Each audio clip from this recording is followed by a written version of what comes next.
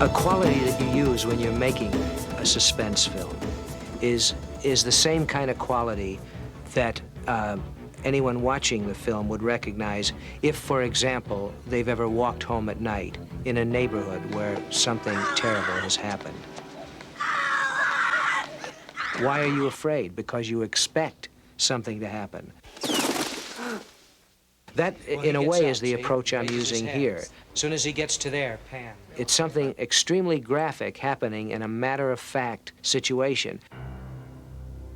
In many ways, it's what the classic stories of the Brothers Grimm did. Even though they were written, you know, a couple of centuries ago, they still, in their own way, present a totally realistic environment. I play Phil Sterling, and my wife Kate and I are a fairly normal couple. You know, decide to have a baby, and since they're both working, they hire a nanny, and then strange things happen. Actually, Dwyer has qualities that I haven't seen in American film to any great extent since the 1940s. What's he talking about?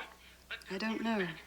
I want you out of my house. He seems to be a very likable guy, has a kind of all-American Midwest quality. He, in a sense, is the innocent.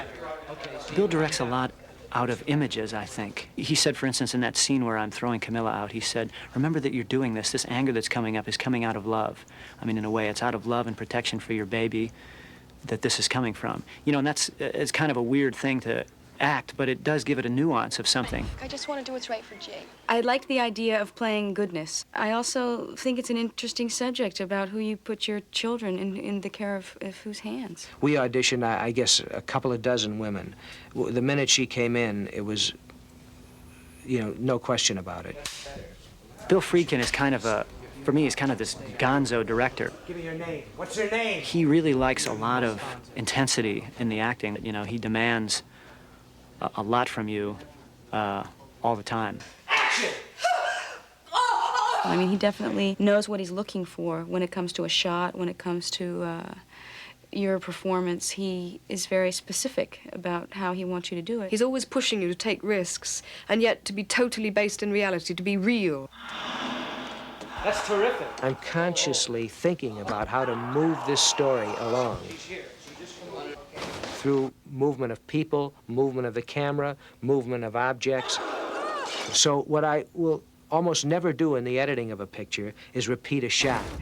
This is the first major action film stuff I've done, and it's kind of nice. I mean, it's like doing a really intense scene where you get so involved in what's going on that you're not aware of what you're doing. I hope that it will be that though these characters enter into a violent and threatening world, they always leave that world a better place.